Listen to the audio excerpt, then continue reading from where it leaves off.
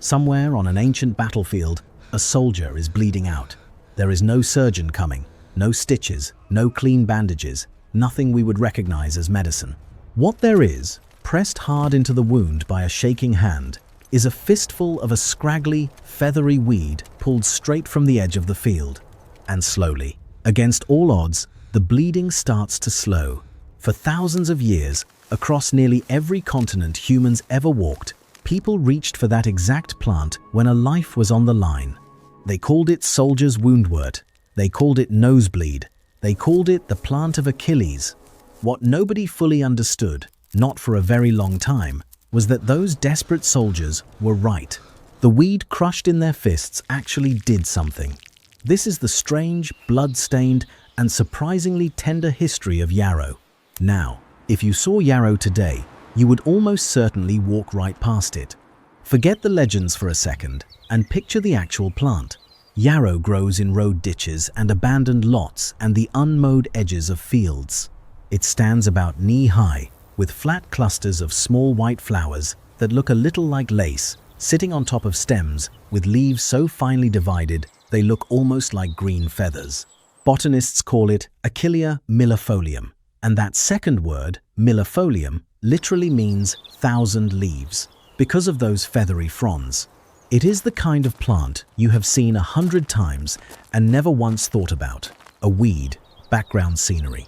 And yet, this unremarkable little plant may be the single oldest medicine in the human story. To find the beginning of it, we have to go somewhere you would never expect a plant to turn up: a grave. In a cave called El Sidron, in the green hills of northern Spain, archaeologists studied the remains of a group of Neanderthals who died roughly 49,000 years ago. When researchers examined the hardened tartar still stuck to their teeth, they found microscopic traces of plants those Neanderthals had been putting in their mouths. Two of them stood out. One was chamomile, the other was yarrow. Here is the detail that everyone missed at first. Both of those plants are bitter, and neither one offers much in the way of nutrition. You do not eat yarrow because it tastes good or fills your stomach. So why would a Neanderthal, scraping to survive in an ice age, deliberately chew on a bitter, useless plant? The most convincing answer scientists have is the one that should give you chills. They were using it as medicine. I mean, think about that for a second. Before written language, before farming, before cities, before anything we usually call civilization, our distant cousins may have already worked out that this specific weed did something to the body. And then there is Shanidar. Deep in the mountains of northern Iraq sits a cave where, in the 1950s and 60s, researchers uncovered Neanderthal burials going back tens of thousands of years. In the soil around one of those bodies, they found unusually dense clumps of ancient pollen, including yarrow. The discovery became famous as the so-called flower burial, the idea that grieving Neanderthals had laid healing and fragrant plants beside their dead. Now, I have to be honest with you here, because the science demands it. That flower burial theory is genuinely debated. Some researchers argue the pollen could have been carried in by burrowing rodents rather than mourners, so we treat it carefully. But even setting the romantic version aside, the pattern keeps repeating. Wherever ancient humans appear in the record, yarrow seems to be hovering somewhere nearby. Which brings us, finally, to a name. Because for most of history, yarrow did not belong to scientists. It belonged to a legend. You have probably heard of Achilles, the great warrior of the Trojan War, the one with the famous, vulnerable heel. According to Greek myth, before Achilles ever marched off to Troy, he was raised and trained by a centaur named Chiron, half man, half horse, and the wisest healer of the ancient world. And one of the things Chiron is said to have taught the young warrior was the medicine of plants. The story goes that on the battlefield at Troy, Achilles used a particular herb to stop the bleeding of his wounded soldiers. That herb was yarrow. The Greeks took the connection so seriously that when, centuries later, the botanist Carl Linnaeus sat down to give the plant its official scientific name in 1753, he reached straight back into the myth. He named the entire genus Achillea after Achilles himself. So the next time you see that name on a seed packet at a garden center, remember, you are reading a tribute to a Greek war hero that has survived for thousands of years, stamped onto a roadside weed. But here is where the story gets bigger than one Greek myth. Because if you want to understand how deeply people trusted this plant, you do not look at the legends. You look at what ordinary people actually named it. And the names Yarrow collected over the centuries read like a list of emergency room admissions. Soldier's woundwort, staunchweed, because it staunched the flow of blood, knight's milfoil, herba militaris, the military herb, nosebleed, and bloodwort, and even carpenter's weed, supposedly because carpenters used it to patch up the cuts they gave themselves with their tools. Notice something? Every single one of those names is about stopping bleeding and closing wounds. People did not name yarrow after its pretty flowers or its smell. They named it after the one thing they trusted it to do when things got bad. And cultures that had never met each other, separated by entire oceans, kept arriving at the same conclusion about the same plant. That is not a typo, by the way, or a coincidence. That is humanity quietly running the same experiment over thousands of years and getting the same result. The most organized version of that experiment came from the ancient Mediterranean. In the 1st century, a Greek physician named Dioscorides served as a doctor for the Roman army, traveling with the legions across the empire. Along the way, he compiled an enormous catalogue of medicines called De Materia Medica, describing hundreds of plants and how to use them. It would go on to be the single most important medical text in the Western world for the next 1500 years. And yarrow was in it, recorded specifically for wounds. The Roman naturalist Pliny the Elder mentioned it too. So picture the practical reality. The Roman legions, the most efficient war machine of the ancient world, marched across Europe, and the men inside that machine carried knowledge of yarrow with them as standard battlefield first aid. A bleeding soldier, far from home, packing a wound with the same feathery weed Achilles supposedly used at Troy. For a while, you might think that is the whole story. A plant that stops bleeding, passed down through legend and habit. But the version most people heard for centuries was missing the most important piece. Because nobody actually knew why it worked. They just knew that it did. And the answer to that mystery would not arrive for almost 2,000 more years. So let's answer it now. What is actually happening when you press yarrow into a wound? Modern chemistry has pulled the plant apart, and it turns out yarrow is not magic. It is something better. It is a small chemical toolkit. First, it contains an alkaloid that researchers named Achilles, in another nod to that same legend. And studies have looked at its ability to actually help blood clot faster.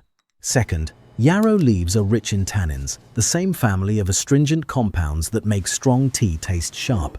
Tannins cause tissues to contract and tighten, which physically helps close up a wound and slow the flow of blood. And third, when you distill yarrow's essential oil, something almost unbelievable happens. The oil turns a deep, gorgeous shade of blue because of a compound called chamazulane, which has genuine anti-inflammatory properties. So those soldiers crushing a weed into their wounds were not just following superstition. They were applying a clotting agent, an astringent, and an anti-inflammatory all at once, in a single fistful of plant, without the faintest idea of the chemistry behind any of it. People thought they understood yarrow. They were only seeing half of it. The plant had been keeping its real secrets in its sap the entire time. And here is the part that should reframe everything you thought this video was about. Because stopping a soldier's bleeding is dramatic. It makes for a good story. But it is not actually how most people, across most of history, used this plant. The real heart of Yarrow's story was happening somewhere much quieter. Somewhere people rarely wrote down. Behind the closed doors of the home. If you are getting something out of this little journey through history, take 1 second to subscribe. We dig into the forgotten stories behind ordinary things every week, and there is a lot more like this coming. By the time we reach the villages of medieval and early modern Europe, Yarrow had quietly taken on a second life, one that had very little to do with battlefields. In countless rural communities, yarrow was women's medicine. It was the herb a mother kept, the herb a midwife knew. The herb passed from grandmother to granddaughter as part of the ordinary knowledge of keeping a household alive. Folk healers across Europe used it in connection with childbirth, with recovery afterward, and with the monthly cycles of a woman's body. In a world with no hospitals, no pharmacies, and where giving birth was one of the most dangerous things a person could do, that knowledge was not a hobby. It was survival, held almost entirely in the hands of women. This is exactly where the heart of our title comes from. The herb mothers trusted, for age after age, generation after generation. Now, I do need to be straight with you about one thing, because this is history and not advice. That same power had a sharp edge. Yarrow was understood to act strongly on the body, and traditional knowledge specifically warned against using it during pregnancy. The women who relied on it were not naive. They respected it precisely because they knew it was strong. They treated Yarrow the way you would treat a tool that could help you or hurt you, depending entirely on how you used it. So yeah, this was never a gentle little garnish. It was serious medicine, handled by people who knew exactly how serious it was. So far, every chapter of this story has come from Europe and the Mediterranean. But Yarrow had no idea about borders. And on the other side of the world, an entire civilization had built it into something far stranger than medicine. Travel to ancient China, and Yarrow stops being a wound dressing and becomes something close to sacred. For thousands of years, the traditional way to consult the I Ching, the ancient Chinese book of changes, was not with coins or cards. It was with 50 dried yarrow stalks. A person seeking guidance would take those stalks and divide and count and sort them through a slow, deliberate ritual, again and again, until the process produced a pattern that pointed to one of the book's symbolic answers. This was one of the most respected forms of divination in Chinese history, used by scholars and rulers trying to read the shape of fate itself. And the humble tool at the center of it was the dried stem of the same weed growing in European ditches. Yarrow even became associated in Chinese thought with long life and with order and balance in the cosmos. The plant a Spanish Neanderthal once chewed on was now helping emperors decide their futures. Which raises the obvious question: how does one weed end up doing all of this in places that had no contact with each other? And the answer is the same one that should have been ringing in your ears since the start of this video. Across the ocean, in North America, the exact same thing was happening all over again. When you look at the traditional plant knowledge of Native American nations, yarrow appears constantly and across an enormous range of different peoples who had no connection to ancient Greece or medieval Europe. They used it independently for many of the very same purposes: to treat wounds and stop bleeding, to bring down fevers, to ease pain and aches. And in many traditions, it carried ceremonial and spiritual weight as well, woven into ritual and healing practice. Sit with that for a moment. Greek warriors, Chinese mystics, European midwives, and Native American healers, none of whom could possibly compare notes, all reaching independently for the same feathery plant. When that many separate human cultures land on the same answer with no way to copy one another, it stops feeling like folklore. It starts feeling like the plant was simply that good, and people were simply that observant. But yarrow was not only a healer in the human imagination, it was also a little bit magic. Folklore wrapped this plant in some of the most charming superstitions in the historical record, and most of them are about love.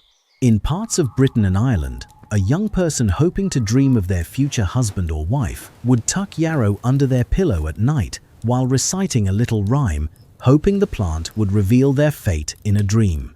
Yarrow showed up at weddings as a symbol that the couple would enjoy at least 7 years of love, which honestly is a refreshingly specific and modest promise compared to the usual happily ever after. People hung it in their homes and tucked it into babies' cradles to protect against evil and bad luck. And in the Hebrides, the windswept islands off the coast of Scotland, there was a belief that holding yarrow against your eyes could grant you second sight, the ability to see things hidden from ordinary vision. So in a single plant, you have a battlefield medicine, a woman's most trusted remedy, a sacred tool of Chinese divination, a healing herb across the Americas, and a love charm tucked under pillows by hopeful teenagers. And I have not even gotten to the beer yet. Yes, the beer. Long before hops became the standard bitter flavoring in beer, brewers across medieval Europe used a mixture of herbs called gruit to flavor and preserve their ale. And one of the classic herbs in that brewing tradition was yarrow. So for a long stretch of history, the same plant a soldier packed into a wound at dawn might end up in the mug of ale he drank that same night. The weed was, in the most literal sense, woven through ordinary daily life from the moment people woke up to the moment they fell asleep. By the time we reached the great age of printed herbals, all of this folk knowledge finally started getting written down by name. In the late 1500s, the English botanist John Gerard included yarrow in his famous Herbal, that sprawling catalogue of plants and their uses. And in the 1600s, the English herbalist Nicholas Culpeper went a step further and did something gloriously of its time. Culpeper believed plants were governed by the planets, and he assigned yarrow to the influence of Venus, the planet of love, which fit neatly with all those love charms and pillow rituals. To a modern ear, ruling a plant by a planet sounds like nonsense, and scientifically, sure, it is. But it tells you something real. These writers were not inventing yarrow's reputation. They were scrambling to organize a body of knowledge so old and so widespread that by their time it already felt ancient. And underneath every chapter we have covered, there is one quiet fact doing all the heavy lifting. The reason yarrow could be everywhere, in every culture, in every century, is almost embarrassingly simple. It grows almost anywhere. Yarrow is tough. Genuinely, stubbornly tough. It tolerates poor soil, drought, cold, and neglect. It spreads through creeping roots and through clouds of tiny seeds, and it shrugs off conditions that would kill more delicate plants. As humans migrated and settled and colonized across the globe, yarrow came along, sometimes carried on purpose, sometimes just hitching a ride, until it had naturalized across Europe, Asia, and North America, and spread to almost every corner people reached. The plant did not need anyone to protect it. It outlasted empires by simply refusing to die. And here is the bitter irony at the center of this whole story. The exact same toughness that made yarrow a faithful companion to humanity for tens of thousands of years is precisely what got it dismissed. Because by the time we arrive at the modern world, with its laboratories and its pharmacies and its neat little bottles of measured pills, an ancient weed you could pull out of any ditch for free started to look like a relic. Why trust an old plant your grandmother used when a pharmaceutical company could hand you something in a clean white box with a label? Modern medicine, for all the astonishing good it has done, has a habit of sweeping the old knowledge aside. And so yarrow, the plant of Achilles, the herb mothers trusted for ages, the sacred stalk of Chinese emperors, quietly faded into the background. It became, once again, just a weed by the side of the road. Background scenery, the thing you walk past without a thought. For a moment in history, it looked like that might be the end of it. But the story did not end there. Because in the last few decades, something has been shifting. A renewed interest in herbalism and traditional plant knowledge has pulled yarrow back into the light. Gardeners plant it on purpose now, not as a weed, but as a prized perennial, because it is hardy, drought-resistant, and a magnet for bees and butterflies, making it a quiet hero of pollinator gardens. That gorgeous blue essential oil, the one colored by chamazulane, has found its way into natural skincare for its soothing, anti-inflammatory reputation. And modern researchers keep circling back to the plant, studying its compounds, and taking a serious second look at why our ancestors, across every continent, trusted it so completely. We are, in a sense, finally catching up to knowledge that was already old when Rome was young. So let's step back and look at the whole arc of it. What endures here is not a single discovery or a single hero. What endures is the plant itself, and the long, unbroken chain of human hands that kept reaching for it. A Neanderthal in a Spanish cave, a Greek warrior on the fields of Troy, a Roman legion marching across a continent, a midwife in a candlelit room, a Chinese scholar counting 50 sacred stalks. a Native American healer, a teenager tucking flowers under a pillow, hoping to dream of love. Every one of them, separated by oceans and ice ages and thousands of years, looked at the same scraggly, feathery, easily ignored weed and saw something worth trusting their lives to. The next time you walk past a clump of small white flowers growing in a ditch or along a path, take a second look, because that ordinary little plant has been quietly walking beside us for longer than recorded history, asking for nothing, surviving everything, and offering the same steady help to anyone who knew to reach for it. It outlasted the gods it was named after, and it is still right there, growing where it always has, waiting to be noticed. If you enjoyed this one, you are going to love the other stories we have on the hidden histories of everyday things. Go check them out, and we will see you in the next one.